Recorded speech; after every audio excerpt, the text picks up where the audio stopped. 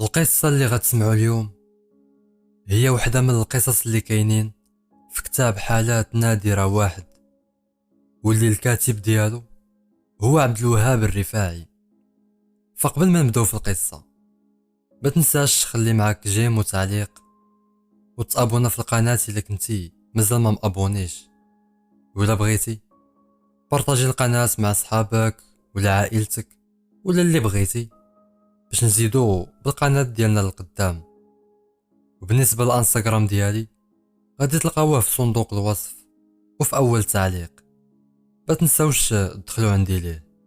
يلا هذا ما كان، نبداو في القصة.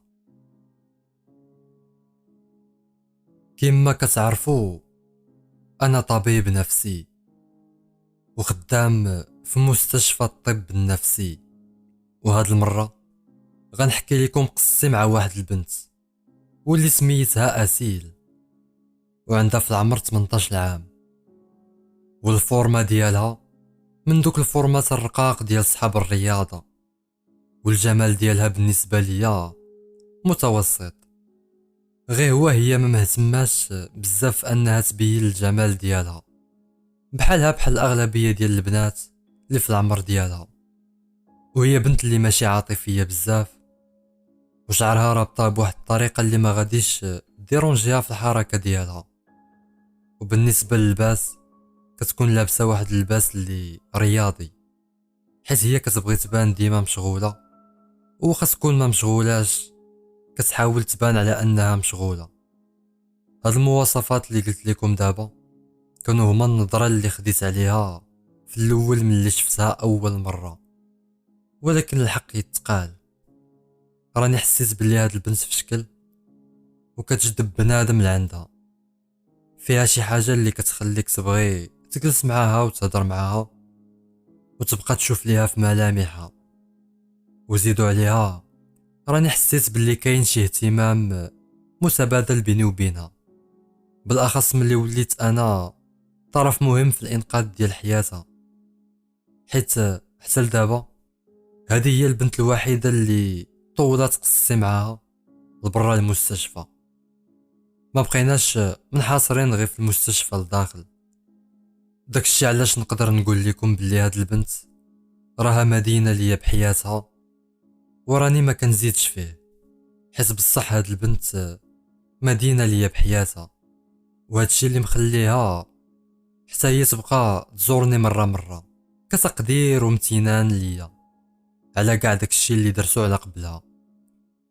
كنا مرة كنجلسو انا وياها في المكتب ديالي ملي ما كيكونش الزحام، وكنبقاو نهضرو في كل شي، في كاع المواضيع تقريبا، ولكن بلاتي بلا ما يمشي بالكم بعيد، حيت حنا مجرد اصدقاء صافي، وما وقعت بيناتنا حتى حاجة من غير الهضر في بزاف ديال المواضيع اللي عامة.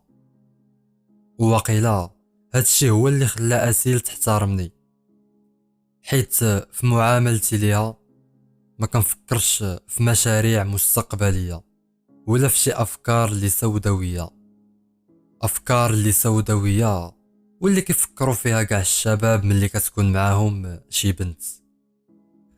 المهم هادشي كامل بدا هادي شي عام ملي قالت لي اسيل بلي راها خدات نمرتي من عند شي وحده كتجيني من العائله. والسبب اللي خلاها تاخد نمرتي هو انها بغات استشاره نفسيه، ولكن بشرط انني ما نفتحش ليها ملف في المستشفى، حيت كيجيها هاد الشي عيب وعار. وهاد البلان صراحه ولفتو وقع ليا مع بزاف ديال الناس اللي ما كيرضاوش يقولوا عليهم باللي مشاو لمستشفى الطب النفسي. ولكن علاش اخترتني انا وما مشاتش لعند شي عياده بريفي اللي غتخفي كاع المعلومات ديالها؟ الجواب ديال هاد السؤال على حسب هضرتها هو انها ما كتثيقش في العيادات اللي بريفي، وكتظن باللي دوك العيادات الهدف ديالهم الوحيد هو ياخدو من عندها الفلوس. وزيد عليها هي كتقلب على شي طبيب نفسي اللي غيعطيها الاهتمام وما يتعاملش معها على اساس انها مجرد مريضة نفسية. وهادشي اللي خلى هذيك الانسانة اللي كتجيني من العائلة تعطيني مرسي لهاد البنت وتوصيني على انني نهتم بها. المهم في الاخير قبلت هاد الطلب ووافقت على الشروط ديال البنت باش هذيك الانسانه اللي كتجيني من العائله ما يبقاش فيها الحال. وبصراحه حتى انا جاني الفضول انني نتلاقى مولات داك الصوت الزوين. المهم اللي زارتني اسيل للمكتب ديالي وشفتها اول مره كانوا الملامح ديالها كيبينوا باللي راها هازه شي حمل ثقيل واللي متقل بزاف على روحها. وزيدوا عليها انني لاحظت واحد الاثار ديال شي اصابات وشي خباشي اللي كانت تعرضت ليهم في واحد الحادث مروري هذه مده. المهم هادشي اللي كانت قالت لي اسيل عليهم. المهم من بعد ما رحبت بها جلسات قدامي ونطقات وقالت بجديه: كنشكرك بزاف حيت وافقتي على انك تقابلني دكتور. وصراحه ما عرفتش واش غتسيقني ولا لا حيت القصه ديالي غريبه بزاف. داكشي علاش عافاك تيقني وما تشك في حتى شي حاجه في هادشي اللي غنقول ليك. وراه اختاريت نجي لعندك حيت واحد الصديقه ديالي هي اللي نصحاتني بيك، والصديقه ديالي راها من عائلتك كما راك عارف. وراه قالت لي بلي انت مختلف على الاطباء النفسيين الاخرين وشخص اللي نقدر نثق فيه. وزيد عليها كتعامل حتى مع المريض ماشي كتعامل غير مع المرض بوحدو. وما عرفتش الصراحه واش هذيك الانسانه اللي كتجيك من العائله قالت عليك هاد الهضره غير حيت راك كتجيها من العائله اولا بصح انت هو الشخص المناسب باش تحل المشكل ديالي. المهم انا محتاجك تعاونني بزاف دكتور حيت راني كنعاني من واحد المشكله اللي قهراتني في حياتي. هنا نطقت انا وجاوبتها على هذا الرغيب ديالها بصدق. قلت لها: اسيل، انا خايف من انني ما نقدرش نعاونك كما باغاني انتي نعاونك، حيت انا ماشي واحد اللي كيحل المشاكل. انا راني مجرد طبيب نفسي ما كيختلفش على الاطباء الاخرين وما كنصنعش المعجزات. ولكن على كل حال راني غنسمع ليك ويمكن لك تبدا الهضره دابا. هنا تنهدات البنت بقوه وهي تقول: ما عرفتش كيفاش نبدا حيت انا اصلا ما عارفاش كيفاش بدات القصه. راني تعرضت لواحد الحادث مروري هادي شهر تقريبا، وفي هاد الحادث تضرب ليا راسي بقوه مع القيدون ديال الطوموبيل، وهادشي كامل بسبب واحد الخلل في الكيس ديال الهواء اللي كيكون واقي في بحال هاد البلانات اللي هو الايرباغ. وكون ما كانش حزام الامان اللي كنت دايره كون راني كنت ميته دابا حيت راه الطوموبيل تحطمات كامله. ولكن لحسن الحظ ما وقع ليا والو من غير شي اصابات وكدمات في بزاف د البلايص في الجسد ديالي وفي وجهي، بحال هاد الاصابات اللي كاينين في وجهي دابا واللي راك كتشوفهم دابا دكتور. الاثار راهم باقيين لحد الان في وجهي، وانا عارفه باللي هاد الاثار ما غيبقاوش مع مرور الايام وغيتحيدوا. ولكن المشكل ماشي في هاد الشيء، ماشي في هاد الضرابي وفي هاد الاثار، وانما المشكل كاين في الضربه القويه اللي تضربت في راسي واللي فقدت بسببها واحد الجزء من الذاكره ديالي.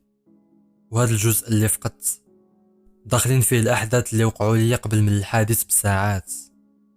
هادشي اللي كانوا قالوا لي الاطباء، ويقدر يكون كلامهم صحيح، ولكن كنحس باللي داكشي اللي وقع لي كبر من هادشي اللي قالوا الاطباء وبزاف.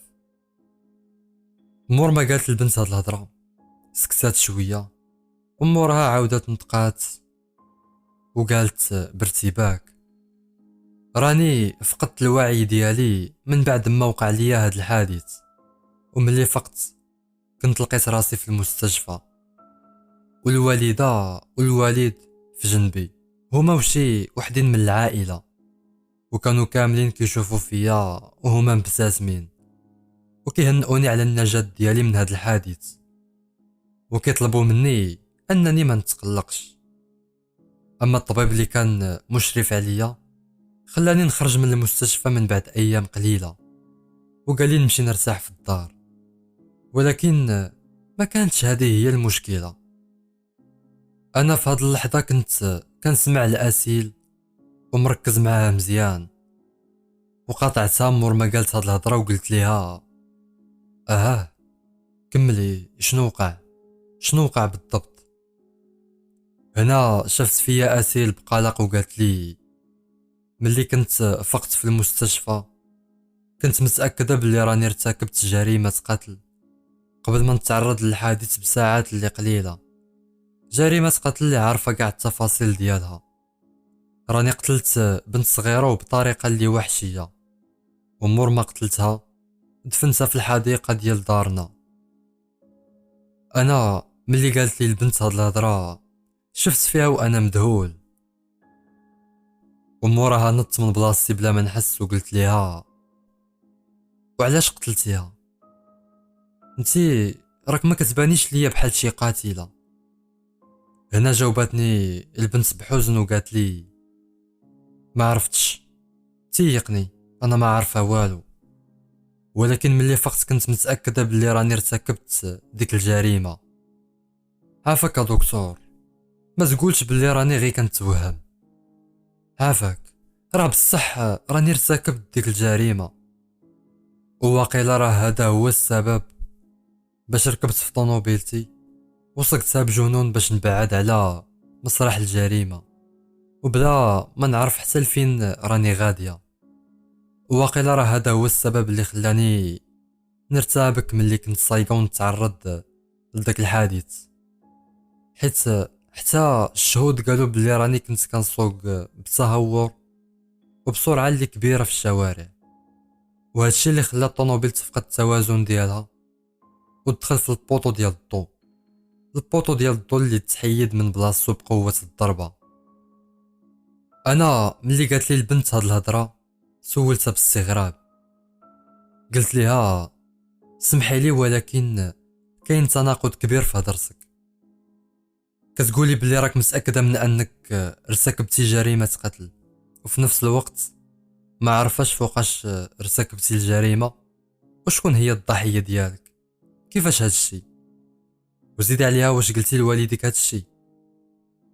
هنا البنت قالت لي براسها، وموراها قالت لي راه انفونط في المستشفى قلت لهم كاملين هادشي وكلشي تخلع من هادشي اللي قلت، وبداو كيسولوا فيا ولكن ما قدرتش كاع نجاوب على الاسئله ديالهم. شكون هاد البنت اللي قتلت، وعلاش قتلتها، وكيفاش تجرأت على انني نرتكب ديك جريمه القتل اذا كنت بصح ارتكبتها. هادو كاملين اسئله ما عنديش الجواب ديالهم، حيت انا براسي ما عارفاش الاجوبه، حيت راني فقدت داك الجزء من الذاكره ديالي، الجزء اللي قبل من الحادث المروري بساعات قليله فقدته. ولكن واخا هادشي كامل قلت للوالد ديالي يمشي يقول هادشي اللي درت للبوليس، ولكن رفض وقال لي بلي راني غير كنتوهم ودماغي مخربق. ولكن مشيت درت هادشي لراسي، راسونيت على البوليس. هنا قاطعت اسيل ورديت عليها باهتمام وقلت ليها وشنو داروا البوليس؟ هنا جاوباتني اسيل باسى وقالت لي ما تيقونيش ملي قلت لهم هادشي، بالاخص ملي لقاوني ما عارفاش الاجوبه ديال الاسئله ديالهم، ولكن لصقت فيهم باش نقنعهم بانني راني ارتكبت الجريمه. وفعلا جاو وقلبوا الحديقه ديال دارنا كامله، حيت من المفترض انني غنكون خبيت الجثه تما. ولكن فاش قلبوا البوليس الحديقه ما لقاو والو، وكيقول الطبيب بلي الضربه اللي تضربت في راسي تقدر تكون هي السبب اللي خلاني انني نتوهم بهذا الشيء، حيت بسبب ديك الضربه يقدروا يتخربقوا ليا الذكريات مع قصص اللي قريتها اولا مع افلام اللي تفرجت فيها. وهذا الشيء كامل خلاني نصنع جريمه قتل اللي ماشي حقيقيه. وانا اصلا راني كنقرا القصص البوليسيه بزاف ومدمنه عليهم. انا ملي قالت لي اسيل هاد التفسير ديال الطبيب، بان ليا بلي التفسير ديالو منطقي ومقنع وكينطابق مع التحليل ديال الطب النفسي. داكشي علاش نطقت سولت اسيل ببساطه، قلت ليها ودابا شنو المشكله؟ كتبان لي القضيه ديالك واضحه وباينه كما قال لك الطبيب. هادشي مجرد خيالات واوهام بسبب ديك الضربه القويه اللي تعرضتي ليها في راسك. انا ملي قلت هاد الهضره ضربات اسيل الطبله د المكتب ديالي بقوه، وهي تقول بعصبيه اللي واضحه: لا دكتور، لا، تيقني، الامر راه معقد اكثر من هادشي. انا راني متاكده باللي راني ارتكبت الجريمه، متاكده باللي راني ارتكبت هاد الجريمه، والسبب اللي خلاني نرتكب هاد الجريمه نسيتو. وهاد الشعور ديال التاكد من انني ارتكبت الجريمه راه كيتزاد نهار بعد نهار وبشكل اللي غريب، واليوم بالضبط وليت اكثر من انني متاكده. داكشي علاش صونيت عليك وطلبت نتلاقاك. راني قتلت ديك البنت المسكينه وهي مدفونه دابا في الحديقه ديال بيتنا. و هنا سكتت اسيل والعلامات ديال الحرج والحشمه طاغين عليها، حيت تفكرات بلي البوليس قلبوا ديك الحديقه كامله وما لقاو والو. مورا ما سكتت اسيل عاودت نطقات وقالت بتوتر اللي واضح: وقيلا غنكون غلطت في البلاصه اللي كاينه فيها الجثه. هنا انا شفت في اسيل وقلت ليها: الثقه ديالك الشديده والاصرار ديالك على ارتكاب الجريمه ما كيعنيوش بلي راك بصح ارتكبتي الجريمه. تيقيني، انا عارف هادشي اللي كنهضر عليه. انا مورا ما قلت هادشي سكت، وحتى اسيل ما لقات ما تقول وبقات ساكته وهي كتفكر بحزن. داكشي علاش عاودت نطقت وقلت ليها: سمحي لي، راه ما كاين ما نقول لك، الامور راها واضحه، راه كاين شي خلل في الذاكره ديالك واللي وقع بسبب الحادث المروري اللي كان وقع ليك. وهادشي نيت اللي كان قال الطبيب ديالك، وهادشي نيت اللي تاكدوا منه البوليس، وهادشي نيت اللي كنقولوا حتى انا بصفتي طبيب نفسي. وواقيلا راك عارفه باللي الذاكره البشريه راه كتربك وتحير بنادم بزاف، حيت ما كايناش شي حاجه اللي سميتها مركز الذاكره في المخ البشري، حيت الذاكره هي خلاصه ديال تآزر مجموعه من اجزاء ومراكز المخ في دقه واحده. وواقيلا الاصابه ديال راسك سببت المعلومات ديالك ارتباك كما كان قال الطبيب، وهادشي هو اللي خلاك تخلقي قصه كامله وتقتنعي بها وتقتنعي بانها بصح وقعات واخا هي ما وقعاتش. ولكن راك غادي تبراي من هاد الحاله ديال فقدان الذاكره المحدوده وغترجعي موراها كما كنتي من قبل، وديك الساعه غتعرفي بلي بصح كنتي غير كتوهمي. انا مور ما قلت هاد الهضره شافت فيا البنت باسى وما نطقات بحتى شي كلمه، ولكن حسيت بها بحال الا قالت في خاطرها: واش انا جيت نطلب منك تعاوني باش تقول لي هاد الهضره؟ انا قصدتك باش تعاوني وماشي باش تقول لي هاد الهضره. المهم هنا انا عاودت نطقت وقلت لها: شنو كتوقعي مني ندير اسيل؟ هنا جاوباتني اسيل بواحد القصوحيه د الهضره اللي ما كنتش كنتوقعها. قالت لي: كنت كنتوقع منك على الاقل تيقني وما تعاودش الهضره ديال الاطباء. راني كنحس بواحد القلق اللي كبير، كنخاف من انني نبقى في الدار حيت انا متاكده بلي راني ارتكبت ديك الجريمه، ومتاكده بلي راني دفنت الجثه ديال البنت في الدار. واش تقدر تنعس في شي دار اللي انت عارف بلي كاينه شي جثه مدفونه في شي بلاصه فيها، وزيد عليها عارف بلي انت اللي ارتكبتي ديك الجريمه ودفنتيها تما؟ انا كاينه في الدار بوحدي ومعايا غير خدامه، حيت والديا وخويا مشاو لمدينه الشارقه اليوم في الصباح باش يحضروا العرس ديال شي وحدين من العائله.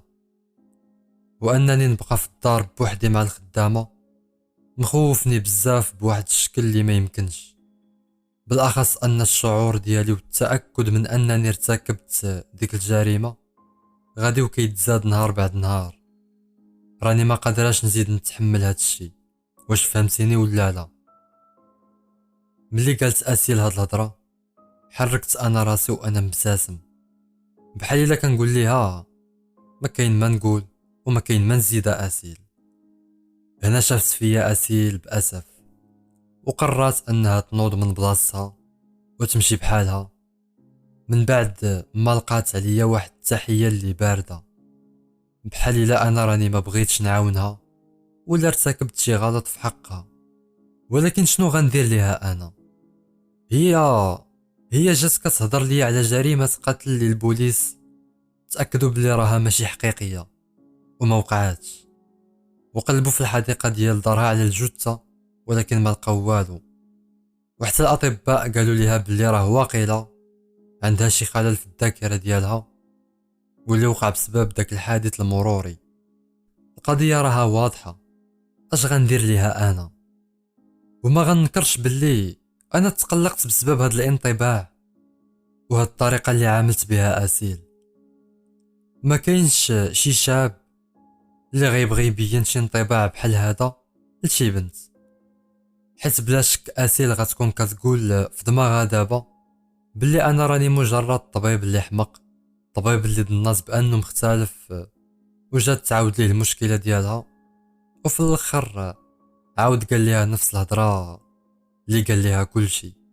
وبصراحه انا كطبيب نفسي كنعاني من هاد المشكله ديما، كنتقلق ديما من الاراء ديال الناس فيا، وهادشي كيبين باللي عندي ضعف في شخصيتي كما هو واضح.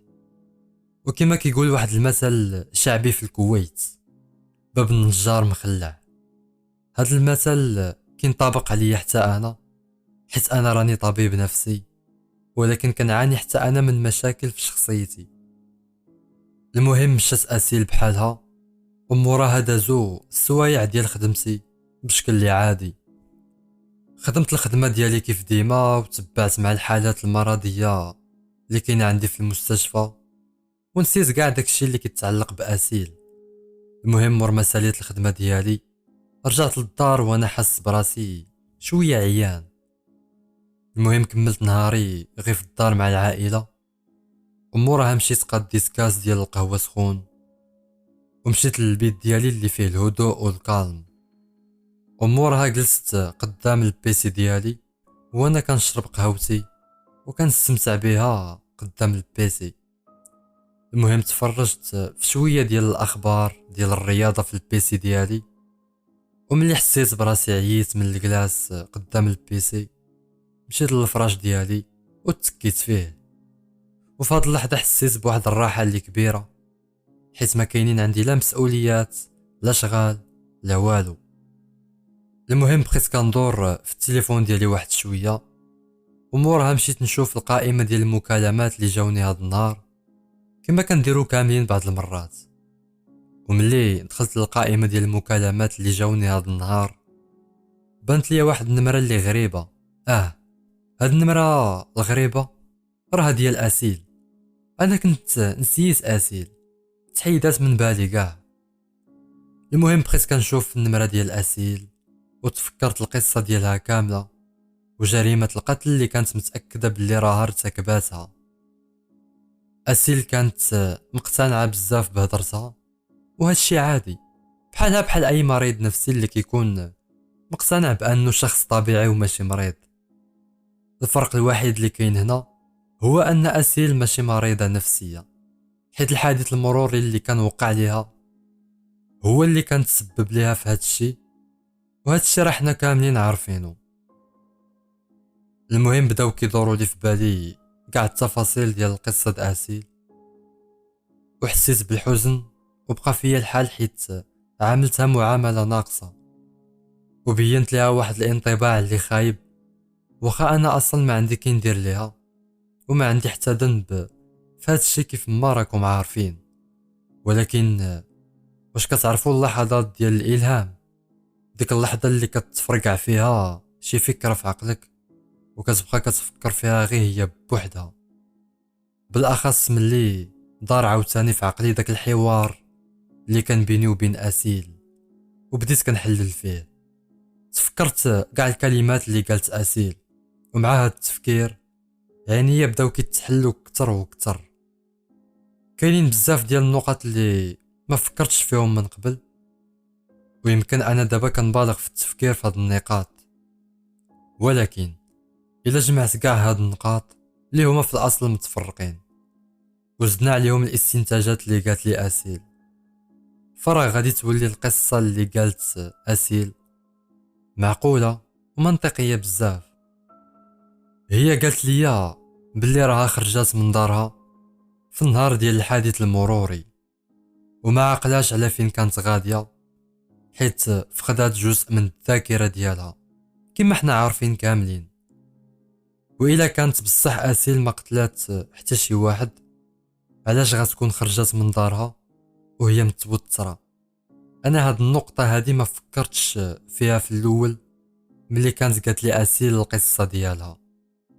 وكاين واحد البلان واحد اخر، علاش اسيل تزاد التوتر ديالها بزاف ومازال كيتزاد، لدرجه ان التوتر اللي فيها وصل لواحد الدرجه اللي ما بقاتش قادره تحتملها، بالاخص من بعد ما سافروا والديها وسافر خوها كما كانت قالت لي من قبل. هاد التساؤلات راهم مهمين بزاف، ولكن ما طاحوش ليا في بالي في الاول.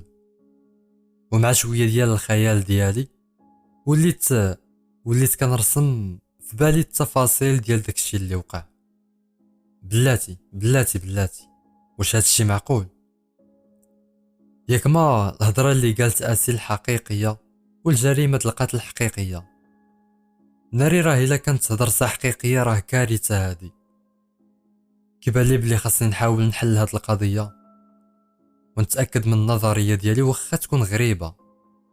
المهم شفت في الساعه ديالي بقلق ولقيتها قربات 11:30 ديال الليل، ولكن ضروري خاصني نصوني على اسيل ودابا، واخا يقدر يتسبب ليا هاد الشي في الاحراج، ولكن لا، ضروري خاصني نصوني عليها دابا، حيت الا ما درتش هاد الخطوه راني غندم عليها حياتي كامله الا اتضح من بعد بلي الاستنتاجات ديالي صحيحه. المهم بركت على زر الاتصال ويديا كيترعدوا، ولكن التليفون ديالها ما صوناش حيت التليفون ديالها كان طافي. ولكن واش هادي صدفه؟ انا خايف من ان داكشي اللي كاين في بالي دابا يكون هو الحقيقه. خاصني نتصرف بالزربه، ويقدر نكون اصلا انا غلط، ولكن انني نبان راجل حمق قدام كاع الناس راه احسن من الا وقع هادشي اللي في بالي واللي كنظن باللي غيوقع.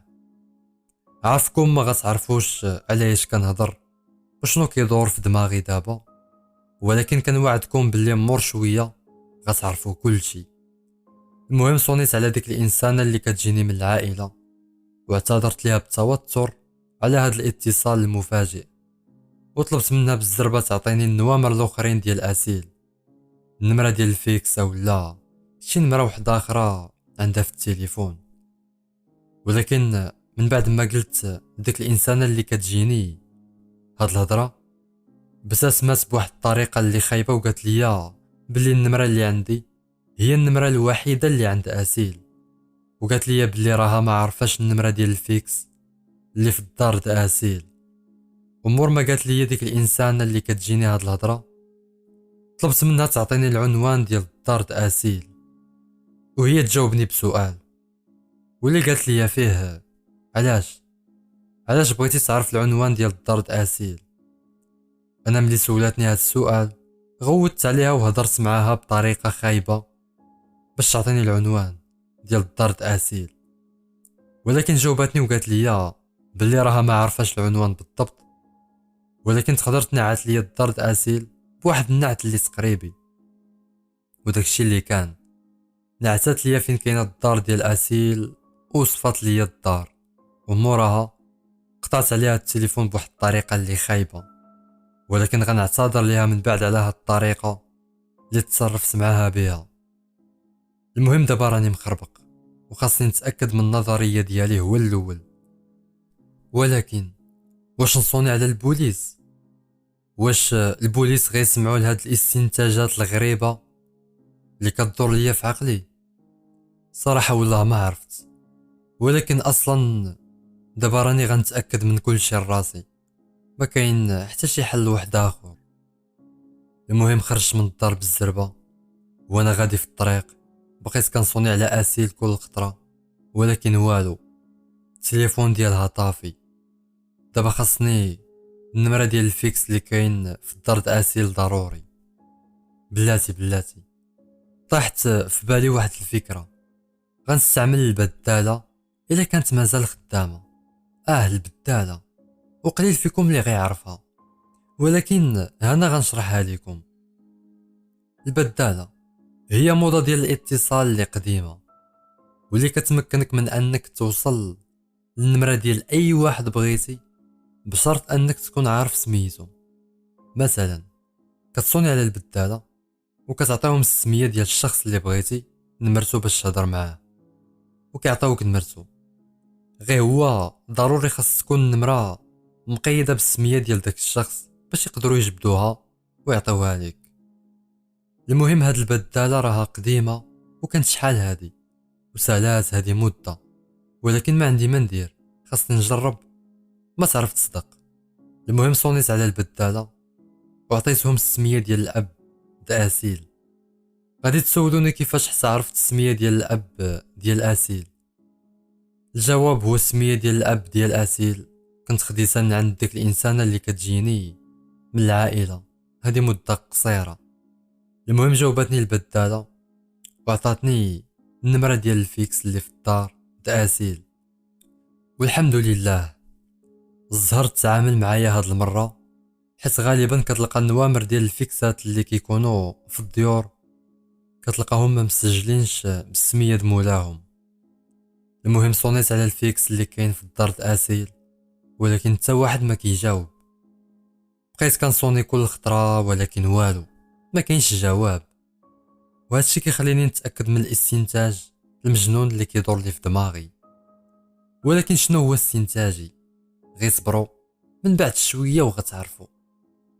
غادي تعرفوا ملي غنتاكد من الصحه ديال هذا الاستنتاج. المهم على حساب الوصف والنعت اللي عطاتني ديك الانسانه اللي كتجيني من العائله، كيبان لي بلي راني وصلت للدار د اسيل واللي كاينه في منطقه العديليه. انا ملي وصلت لحد الدار د اسيل بدا قلبي كيضرب بالزربه، والتوتر اللي كان فيا تزاد بشكل اللي غريب.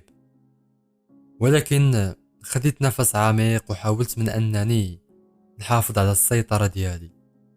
المهم بلاصيت الطوموبيل ديالي حدا الدار د اسيل بواحد الشكل اللي مشبوه وباين فيه بلي انا براني، حيت هذا غير درب صغير وماشي شارع اللي كبير. ولكن ما عرفتش صراحه شنو خصني ندير دابا. المهم عاودت صونيت على اسيل في تليفونها، ولكن والو، تليفونها باقي طافي. وعاودت صونيت عليها في الفيكس ديال دارهم، ولكن حتى واحد ما كيجاوب. وهنا فكرت في انني نصوني في الصونيت د الباب اللي كاين في الدار د اسيل. المهم خرجت من طوموبيلتي وخصت الباب ديال الدار د اسيل وصونيت في داك الصونيت اللي كاين تما، واللي هو زر المنادات واللي انتشر بزاف في الديور د الكويت من بعد الغزو العراقي. المهم على اين ملي صونيت في داك الصونيت ديال الدار ما جاوبني حتى واحد. ولكن ملي عاودت صونيت المره الثانيه في داك الصونيت ديال الدار جاوبتني الخدامه بواحد الصوت ديال شي واحد اللي كان ناعس.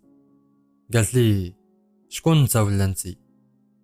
هنا انا جاوبتها بسؤال، قلت لها واش كتعرفي فين كاينه الدار ديال سعد عبد العزيز؟ انا هاد السميه اللي قلت ليها راني ما كنعرفهاش، غير طاحت ليا في بالي وانا نقولها ليها، حيت ما عندي ما ندير بالخدامه، انا باغي نوصل للاسيل. المهم جاوبتني الخدامه وقالت لي لا، انا ما كنعرفش شكون هذا، وهاد السميه عمرني سمعت بها، هادي راها ماشي هي دارو. انا سولتها انا وقلت لها واش يمكن لك تدوزي ليا شي واحد كاين تما من العائله اللي كتسكن في هاد الدار باش نسولو واش غيعرف هاد الشخص اللي كنسول عليه. هنا جاوباتني الخدامه وقالت لي واخا تسنى. انا قلت ليها هكا بالعاني باش دوز ليا اسيل بلا ما نقول ليها دوزي لي اسيل. المهم مور هادشي بشويه سمعت واحد الصوت انثوي واللي كان رقيق، صوت اللي سولني وقال لي شنو بغيتي. انا غير سمعت الصوت عرفتها اسيل. المهم تنحنحت وسولت اسيل على الدار ديال داك الشخص اللي كنت سولت عليه قبيله، الشخص اللي غير اخترعت سميتو. وبطبيعه الحال اسيل ما غتكون كتعرف حتى شي واحد بهاد السميه اللي اختارت. المهم مور ما سولت اسيل ما جاوباتنيش وبقات ساكته بحال الا كانت كتفكر ولا كتسنى مني نشكرها حيت بقات ساكته ومشي بحالي. ولكن انا ملي بقات اسيل ساكته قررت انني نعاود نهضر ونخوي ليها كل شيء ونقول ليها كاع الاستنتاجات ديالي. ولكن الا كانوا الاستنتاجات ديالي غالطين راني غنموت بالحشمه. ولكن ما عندي ما ندير ما كاينش شي حل من غير هذا. المهم نطقت وقلت لاسيل وانا كنت لعتم في الهضره، قلت ليها اسيل انا ملي نطقت بالسميه ديالها حسيت بها بحال الا تصعقات ملي قلت سميتها، وجاوباتني بحذر وقالت لي شكون انت. هنا جاوبتها انا بتوتر وقلت ليها هذا انا الطبيب النفسي اللي كنتي جيتي عنده المكتب هاد الصباح. هنا صراحه كان واضح باللي اسيل ما كانتش كتوقع باللي انا اللي جيت عندها وما ظناتش كاع باللي انا اللي جيت لعندها. المهم سولتني اسيل باستغراب وقالت لي اهلا لاباس عليك، شنو كدير هنا ومنين جيتي وعلاش هنا اسيل ما كملاتش العباره اللي كانت باغا تقول وما كنلومهاش على هادشي حيت الوجود ديالي قدام دارها راه صدمه اللي حقيقيه. المهم انا ملي ما كملاتش العباره اللي كانت باغا تقول زربت عليها وسولتها بحذر، قلت لها اسيل سمح لي على هاد الزياره الغريبه، واش انتي بوحدك في الدار؟ عافاك جاوبيني على سؤالي. هنا جاوبتني اسيل باستغراب وبواحد النبره الصوت اللي قاصحه وعدائيه، قالت لي شنو كدير وكيفاش حصل لقيتي داري؟ واش انت مولف تتبع البنات بهاد الطريقه الخايبه؟ هنا جاوبتها وقلت ليها بتوتر وانا كنشوف في جنابي واش كاين شي واحد من هاد الحي اللي يقدر يسمعني. ملي دورت عيني وما لقيت حتى واحد نطقت وقلت ليها انا ما جيتش لهنا باش نلعب، ولكن عافاك قولي لي واش الفيكس ديال داركم خدام؟ هادي نص ساعه ملي كنت كنصوني عليك وتا واحد ما كيجاوب، وزيد عليها راه التليفون ديالك طافي، واش في خبارك هادشي؟ هنا نطقات اسيل بغضب وبصوت اللي خافت باش ما يسمعهاش شي واحد من السكان ديال الحي وهي كتهضر معايا من داك الصونيط ديال الدار. قالت لي انا راني ما فهمت والو، علاش كتصرف بهاد الطريقه الغريبه؟ شنو بغيتي تقول؟ انا ملي قالت لي اسيل هاد الهضره تنهدت بقوه وقلت اسيل عافاك دابا جاوبيني على الاسئله ديالي وموراها غادي تعرفي كل شيء.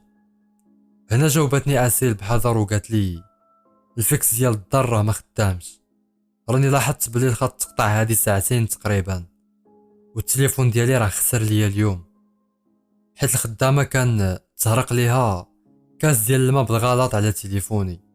ولكن كيفاش عرفتي هادشي؟ ناري هادشي مستحيل، كاين احتمال كبير ديال ان الاستنتاج ديالي يكون صحيح. كلشي كيبين بلي الاستنتاج ديالي غادي يكون صحيح. اسيل راها معزوله على العالم الخارجي. المهم نطقت سولت اسيل وانا مخلوع، قلت ليها اسيل عافاك راه هادشي كبر بزاف من داكشي اللي كتظني، قولي لي واش انتي بوحدك في الدار؟ عافاك جاوبيني، عافاك ثقي فيا. هنا جاوبتني اسيل وقالت لي انا بوحدي في الدار، كان غير انا والخدامه صافي، اما والديا وخويا راه سافروا للشارقة هاد الصباح ديال اليوم. سافروا للشارقة باش يحضروا لواحد العرس ديال شي وحدين من العائلة. وواقيلا راني قلت لك هادشي ملي كنت في المكتب ديالك. وعلى اي حال راه والديا وخويا ما غاديش يتعطلوا في الشارقة، راه غيرجعوا من بعد يومين. وزيد عليها راه خالي كيصوني عليا كل خطرة باش يطمئن عليا. شنو المشكلة اللي كاينة؟ انا صراحة ما عرفت شنو نقول لأسيل، حيت كاع هادشي اللي في دماغي مجرد استنتاجات، ولكن ما عنديش شي خيار واحد اخر. خاصني نبقى هنا هاد الليلة كاملة باش نتأكد من النظرية ديالي، حيت ينقاطع الخط الفيكس ديال دارهم ويخسر الأسيل التليفون ويسافروا والديها ويخليوها بوحدها مع الخدامة. هادشي كامل راه كيدعم الاستنتاجات ديالي بواحد الشكل اللي مخيف. المهم تنحنحت وقلت الأسيل بصوت اللي عامر بالاعتذار، قلت ليها سمحي لي يا أسيل، غنشرح لك كلشي من بعد، الله يعاون. هنا مشيت. هنا جاوبت أسيل وقالت ولكن انا راه ما فهمت والو في هادشي. هنا سكتات وما كملاتش أسيل العبارة ديالها، وغالبا ما كملاتهاش حيت سمعات الخطوات ديالي كيبعدوا على دارها. المهم ركبت في طونوبيلتي وبعدت من الحي ديالهم باش نبين ليها بلي راني صافي مشيت بحالاتي. ولكن مور شويه رجعت عاوتاني وبلاصيت الطونوبيل ديالي في واحد البلاصه اللي ما بعيداش بزاف على الدار د أسيل. المهم بلاصيت الطونوبيل في واحد البلاصه اللي كتبان ليا منها الدار ديال أسيل، وقررت نبقى في هاد البلاصه ونراقب الدار ديال أسيل. وباينه بلي غنسهر في طونوبيلتي هاد الليله واحد المده اللي طويله، وغدوز هاد الليله طويله. والا بقيت هنا الليله كامله راه غادي نمشي غدا للخدمه بلا ما نعس، حيت ما كاينش شي حل واحد اخر. وهادشي كامل اللي كيوقع راه غادي على حساب الاستنتاجات ديالي، يعني يقدر تكون الاستنتاجات ديالي صحيحه. كاع هادشي اللي كيوقع كيبين بلي راني على حق. على الله الوجود ديالي هنا ما يخليش الجيران يشكوا فيا، حيت الا لاحظ شي واحد الوجود ديالي هنا فراه غيكون من حقه يسولني على شنو كندير هنا. وديك الساعات غادي خصني نوضح السبب علاش انا كاين هنا، وعلاش كنتسنى في طونوبيلتي هاد الوقت كامل في هاد الليل. دابا راه قربت توصل 3 د الليل، والجسد ديالي كامل تنمل عليا بسبب الكلاس ديالي في الطونوبيل والمراقبه ديالي للدار د أسيل. المهم قتلني الملل وعيت ما نتسنى. الملل كيقتل فيا شويه بشويه، ولكن الانسان اللي في الداخل ديالي كيغوت. ما يمكنش نخلي شي حاجه بحال هادي توقع. دابا راني مازال كنتسنى هنا، وما عرفتش واش ملي غضرب 3 و4 نرجع بحالاتي للدار وننسى هادشي كامل او لا. ولكن بلاتي عاد بان ليا واحد الشخص اللي باينه في الجنسيه ديالو غتكون اسيويه، وكنظن بالضبط هاد الشخص غيكون هندي. صراحه ما عرفتش. المهم هاد الشخص اللي بان ليا كيتمشى بهدوء وبشويه، وداز من حدا طونوبيلتي. انا غير شفتو قرب للطونوبيل ديالي، طفيت بالزربه الراديو اللي كنت شاعل وتكمشت بلاصتي بهدوء باش داك الشخص ما يلاحظش الوجود ديالي في الطونوبيل. المهم ملي داز داك الشخص وفات الطونوبيل ديالي بدا كيدور في راسو اليمين واليسار، وموراها قصد الدار ديال أسيل بالضبط. ناري ما يمكنش، واش الاستنتاجات ديالي صحيحه لهاد الدرجه؟ المهم اللي بقى داك الراجل كيدور في راسو اليمين واليسار وتاكد بلي راه ما كاين حتى شي واحد، وما شافو حتى شي واحد. قصد الباب ديال الدار د أسيل بالضبط، وبقى واقف حدا داك الباب واحد شويه، وموراها فتحات ليه ديك الخدامه الباب ودخلاتو بالزربه، وموراها سدات الباب.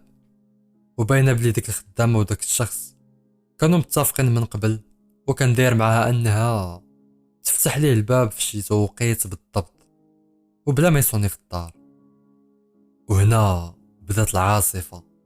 حسيت بواحد القوه كبيره في الجسد ديالي، وخرجت من الطونوبيل ديالي بالزربه وانا شاد التليفون ديالي في يدي وكنصوني على البوليس. وموراها مشيت كنجري للباب ديال الدار اسيل وصونيت في الصونيت ديالهم. بقيت كنصوني كل خطره باش نفيق اسيل من النعاس. كنت كنصوني في الدار اسيل بيد واليد الاخرى كنصوني بها على البوليس.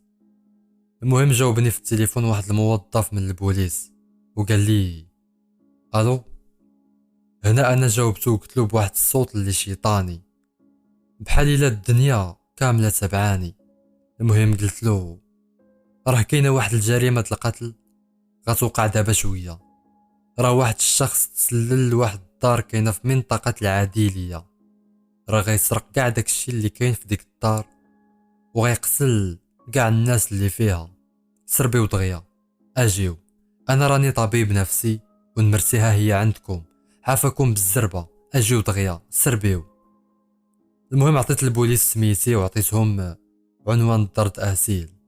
المهم كنت كنهضر في التليفون مع البوليس وفي نفس الوقت كنصوني في الدار اسيل وباينه بلي غادي نكون درت الصداع في الدار اسيل. المهم مور شويه جاوبات اسيل على داك الصونيت اللي كنت كنصوني. جاوباته هي مقلقه ومتوتره وقالت شكون انت وعلاش كتصوني هكا. هنا جاوبتها انا وقلت ليها اسيل انا الطبيب النفسي. سيري تخبي في بيتك وسدي عليك الباب بالساروت. عافاك ديري دابا هادشي اللي كنقول لك. راني صونيت على البوليس وراهم جايين في الطريق لهنا. هنا جاوبتني اسيل بسؤال وهي مخلوعه. قالت لي علاش شنو واقع واش ما بغيتيش تهنينا من. هنا انا قاطعت اسيل بالغوات. قلت ليها دابا اسيل عافاك ديري هادشي اللي كنقول لك. وهنا ملي قلت انا هاد الهضره حسيت بشي واحد من مورايا وملي دورت راسي لقيتهم شي وحدين من الجيران د اسيل كانوا لابسين الحوايج ديال النعاس وجايين لجهتي بالزربه وهما كيسولوني على شنو واقع هنا. وبطبيعه الحال الصداع والضجه اللي درت كانت عندهم نتيجه. المهم قلت لهم بالزربه باللي شي واحد تسلل لديك الدار وقريب ترتكب في ديك الدار واحد الجريمه. وقلت لهم باللي بنت مود الدار راها في خطر كبير. المهم مور شويه على هاد الشيء جاو جوج طوموبيلات ديال البوليس وخرجوا منهم 4 البوليسيين واللي كانوا الرتب ديالهم اولا الكرادات ديالهم متفاوتين كما بان لي. المهم عاودت للبوليس كلشي وقلت لهم بلي راه واحد الراجل من جنسيه اسيويه دخلاتو الخدامه وراه قريب يرتكبوا واحد الجريمه السرقه ويقدر توصل حتى لجريمه قتل. المهم صوناو البوليس في الصونيت ديال ديك الدار اللي هي الدار اسيل ولكن ما جاوبهم حتى واحد. وهم يفتحوا الباب بالطريقه ديالهم الخاصه ودخلوا للدار. وواحد من دوك البوليس بقى على برا الدار باش الا بغى يهرب داك خونا يشدو. المهم ملي دخلوا البوليس بديت كنسمع الصداع في الدار لداخل وموراها بشويه خرجوا البوليس وهما مخرجين معاهم داك خونا الاسيوي. وموراهم خرجت اسيل وهي لابسه واحد العبايه. كانت اسيل كتبان بحال شي مرا طلقها راجلها وجرى عليها من الدار. وبصراحه المظهر ديالها كان كيبان كيضحك ولكن الوقت دابا ماشي ديال الضحك خاصه ان اسيل مسكينه كانت مخلوعه وما فاهمه والو. كان الجسد ديالها كامل كيترعد. المهم مشيت لعندها ووقفت حداها باش نحسسها بشويه د الامان. وهي ملي شافتني بداو عينيها كيدمعوا ومورها بدات كتبكي وما كنلومهاش على هادشي حيت هي ما فاهمه والو في هادشي اللي كيوقع. وحتى البوليس مازال ما فاهمين والو. اللي في بالهم لحد الان هو ان شي واحد تسلل لهاد الدار وبغى يرتكب فيها شي جريمه وانا هو الشخص الوحيد اللي كنت عارف الحقيقه وعارف شنو واقع. المهم مور هادشي مشينا كاملين للكوميساريه انا والخدامه واسيل وداك الراجل الاسيوي وخال اسيل اللي كنت فيقته من النعاس باش يجي معنا للكوميساريه. المهم وصلنا للكوميساريه وقفنا كاملين قدام واحد البوليسي وانا كانوا جابوني للكوميساريه باش نشرح لهم كل شيء حيت هادشي كامل بدا عندي وسالا عندي وقدام العينين ديال كلشي. هضرت وشرحت لهم كاع داكشي اللي عارف بتوتر وبخجل اللي كبير. انا ديما كنتوتر ملي كنكون قدام بزاف ديال الناس. المهم نطقت وقلت لهم سمحوا لي على كاع هادشي اللي درت، ولكن الحمد لله كان عندي الحق في هادشي كامل اللي درت. انا راني طبيب نفسي، وكان جات عندي اسيل لمستشفى الطب النفسي في الصباح ديال البارح، وعرفت منها انها تعرضت لواحد الحادث مروري واللي سبب ليها خلل في الذاكرة ديالها. وملي كانت في المستشفى وفاقت من الغيبوبة ديالها، بدات اسيل كتحلف وتأكد انها ارتكبت جريمة قتل في حق واحد البنت صغيرة، وقالت انها دفنات الجثة ديال ديك البنت الصغيرة في الحديقة ديال دارهم. ولكن هي ما كانتش عارفة سمية ديك البنت الصغيرة اللي كتقول انها قتلاتها، وما عرفاش حتى السبب اللي خلاها تقتل ديك البنت الصغيرة. ولكن البوليس قلبوا ديك الحديقة كاملة وما لقاو والو، وحيت اسيل بنت اللي الدوسي ديالها نقي، وبنت اللي زوينة وماشي د المشاكل، وحياتها طبيعية بحالها بحال كاع البنات، نسى كلشي هاد البلان. وقالوا باللي راها كتعاني من شي مشكل في الذاكرة ديالها بسبب داك الحادث المروري. المهم انا قلت هاد الهضرة ومورها سكت واحد شوية، ومورها عاودت نطقت وقلت من بعد هاد الشي كامل طاحوا في بالي بزاف ديال التساؤلات، بالاخص ملي تفكرت واحد البلان اللي مهم بزاف، واللي هو ان اسيل كانت قالت لي باللي الشهود كانوا شافوها كتسوق طوموبيلتها بواحد التهور وبسرعه اللي كبيره ملي خرجت من دارهم، وهذا هو السبب باش ارتكبت داك الحادث المروري.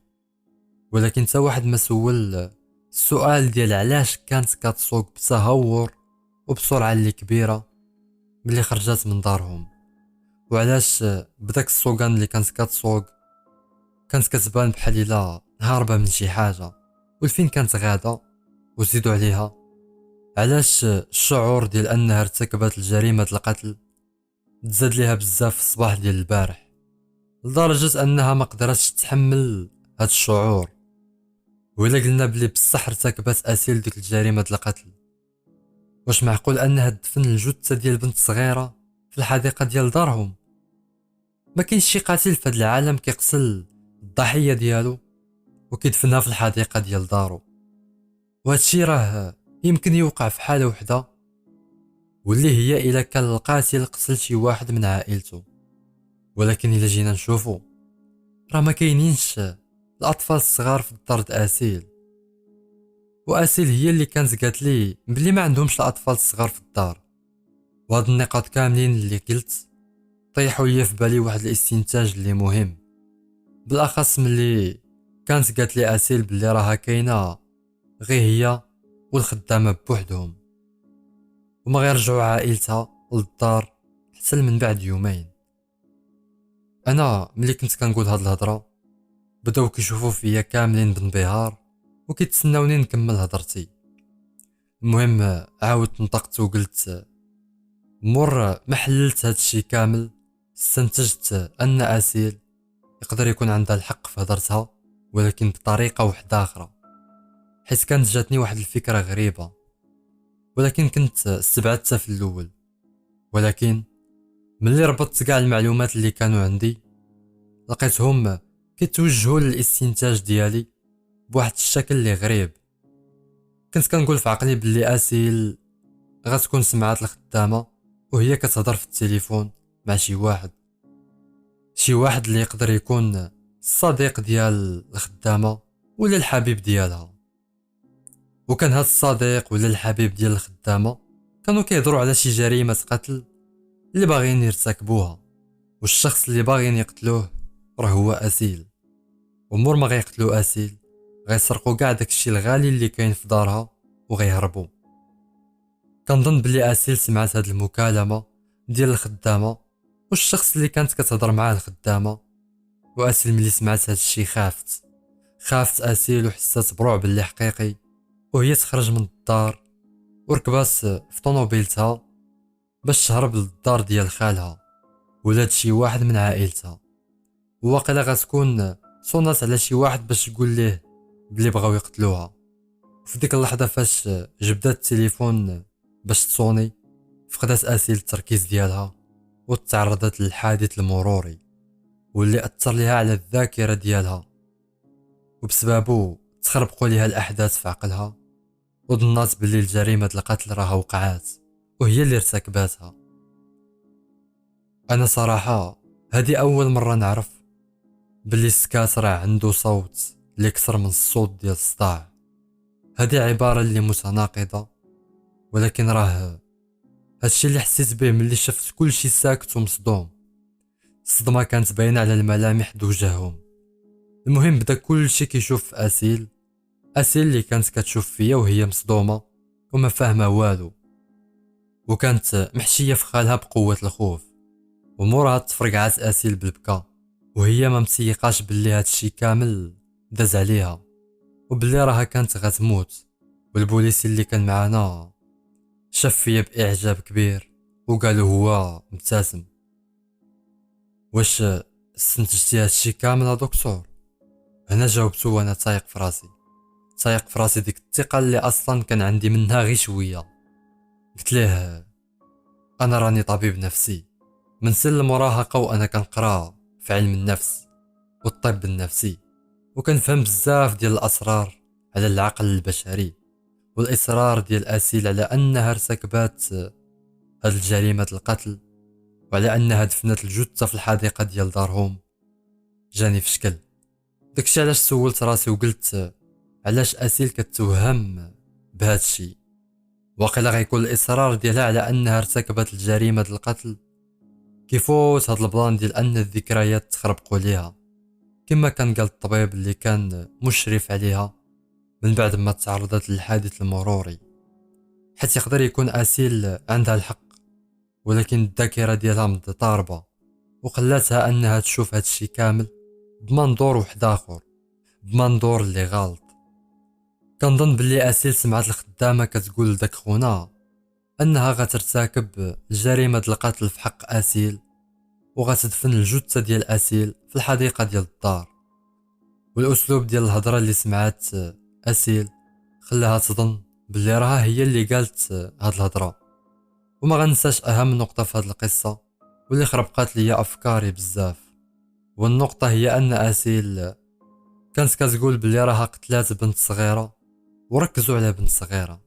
وهنا كنظن باللي اسيل سمعت الخدامه كتوصفها ببنت اللي صغيره، يعني الخدامه وصفات اسيل على انها بنت صغيره وضحيه اللي سهله. وقيلا هذا هو السبب اللي خلى اسيل تظن باللي راها قتلات بنت اللي صغيره. ولحسن الحظ ان الخدامه وداك الشخص من جنسيات اللي مختلفه وكانوا كيهضروا باللونجلي اللي كانت كتفهمها اسيل. الحمد لله حيت اسيل كتفهم اللونجلي وسمعت وعرفات داكشي اللي كانوا ناويين يديروا ليها.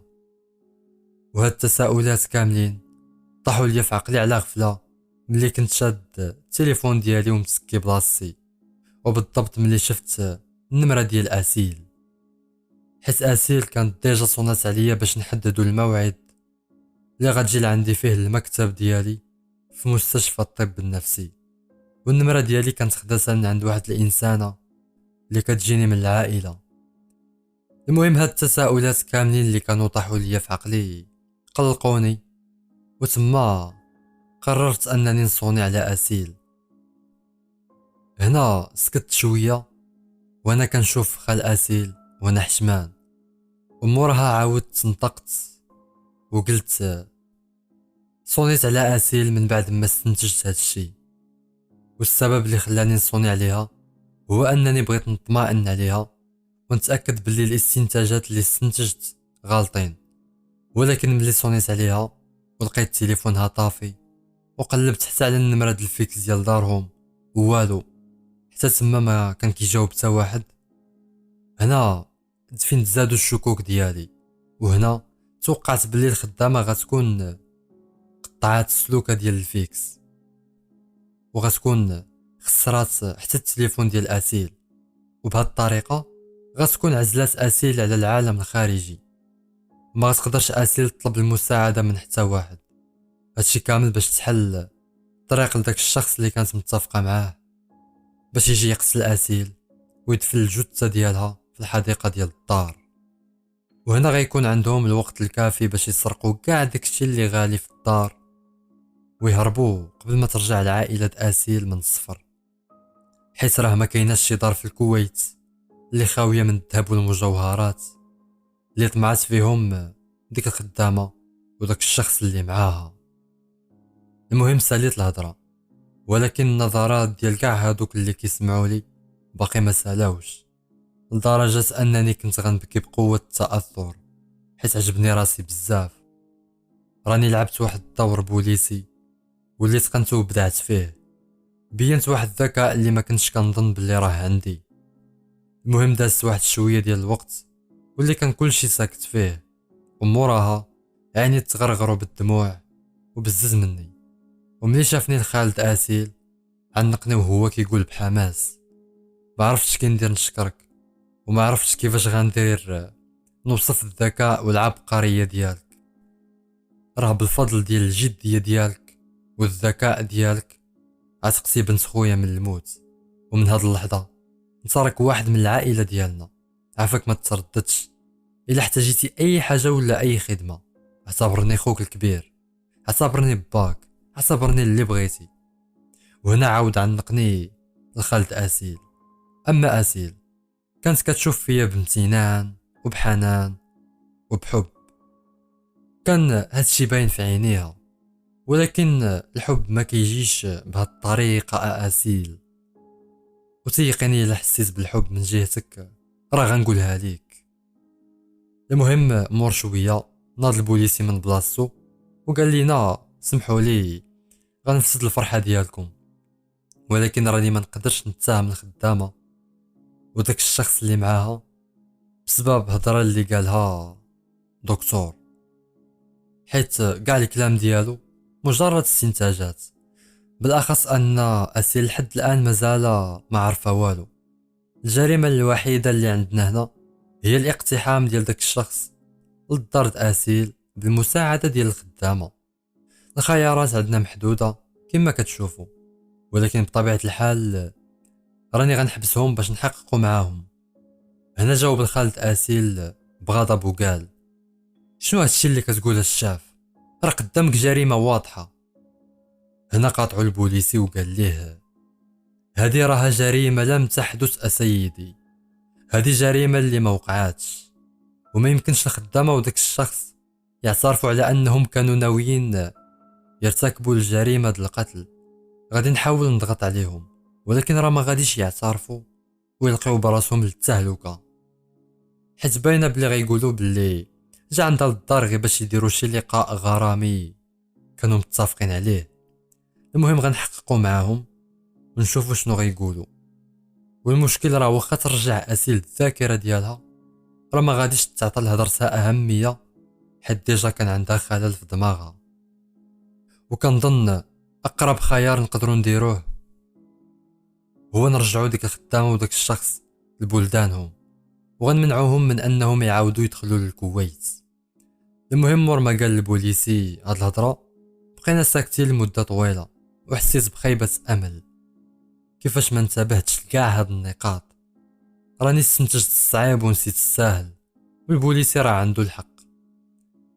واش الاستنتاج ديالي كان راميه بلا رامي، يعني بحال شي حاجه اللي ترمات بلا ما يرميها شي واحد؟ واش كان الاستنتاج ديالي غلط ولكن داني صدفه للتسلل ديال داك الشخص لدار أسيل؟ لا لا، ما يمكنش. كنظن بلي داكشي اللي قلت راه كامل صحيح واستنتاجاتي كامله صحيحه، ولكن انني نكتشف الجريمه قبل ما توقع هو اللي خلى التهمه تحيد عليهم. المهم بقينا كنشوفوا في بعضياتنا، ومورها بشويه نطق خال أسيل وقال: الحمد لله على كل حال، بنت خويا ما وقع ليها والو، وهادشي هو اللي كيهمني.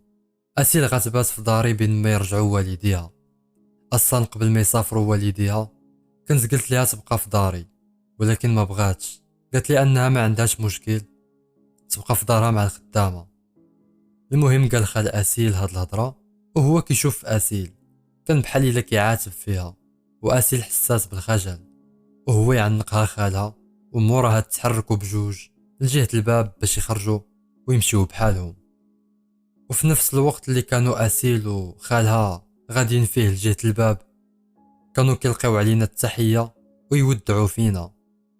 وما غنساش النظرة الاخرى ديال اسيل ليا واللي كتبين ان اسيل ما غتنسانيش كاع وغتبقى كل خطرة تواصل معايا. وهادشي اللي وقع كما كنت قلت لكم في البداية ديال القصة. المهم اتصلوا بيا العائلة ديال اسيل من بعد ما جاو من السفر وشكروني بزاف على داكشي اللي درت، وحتى اسيل شكراتني وكانت كل خطرة كتجي لعندي للمكتب ديالي وكتزورني. وانا كنت ديما كنبتسم ليها وكنقول ليها بلي هادشي كامل اللي درت راه واجب وضروري كان خاصني نديرو، حيت مستحيل نخلي شي جريمة د القتل توقع في حق شي بنت اللي بريئة. وخيظن كاع كلشي انها غير كتوهم، واخا كاع النظرية ديالي باقي فيها شكوك ومازال كاع ما تأكداتش لحد الان. هادشي ما كيهمش حيت اسيل مازال فاقدة جزء من الذاكرة ديالها واللي كيتعلق بدوك السوايع اللي كانوا قبل من الحادث المروري اللي وقع ليها. ولكن هادشي ما كيهمش دابا. وبخلاصة الا جيت نهضر لكم على الجريمة في عبارة وحدة غنقول لكم باللي هذه جريمة قتل اللي ناقصة، او بالاحرى جريمة لم تحدث. اصدقائي هاد القصة هذه هي النهاية ديالها، كنتمنى انها تكون كانت في المستوى المطلوب. ما تنساوش تخليو لي في التعليق الرأي ديالكم في هاد القصة وشنو بغيتو في القصة الجاية. بالنسبة للانستغرام ديالي غادي تلقاوه في صندوق الوصف وفي اول تعليق، دخلوا عندي ليه. يلا هذا ما كان، كنتو في قناة محمد امين ازناك، احبكم في الله، ليلة سعيدة، اديوس اميغوس.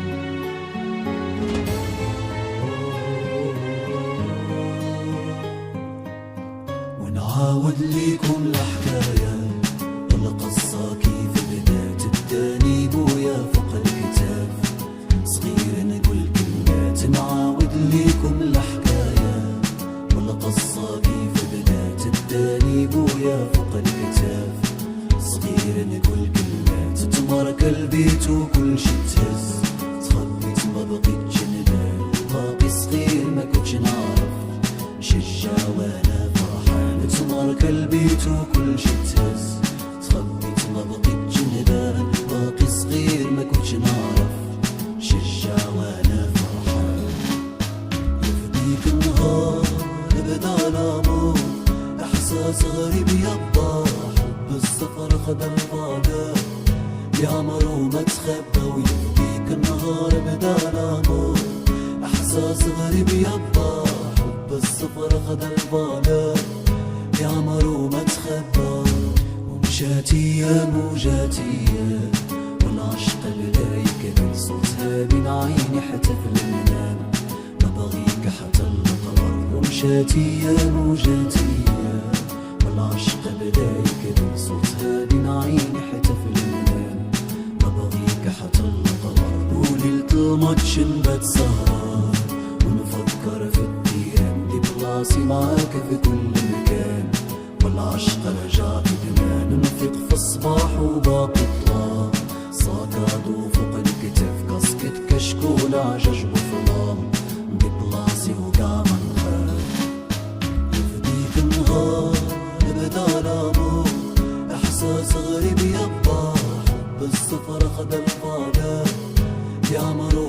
تخبى ويفديك النهار بدا الامور.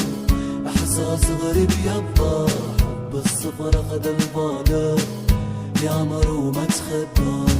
ومعاك يا الصفر انا عيش جوال، يا نموت يا نجيب سلام. وشحال صحابي ماتوا رجال يا حسرة على الايام. معاك يا الصفر انا عيش جوال، يا نموت يا نجيب سلام. وشحال صحابي ماتوا رجال يا حسرة على الايام. هادي غي حكاية من الحكايات، وشحال قدني نعاود تفكرت الماضي واللي فات. يدي في يد الوالد وان شاء الله العشق ورثو ولدي. نتفكروا ايام زمان ويدير كيما دار بويا وجدي عاشق للكاية.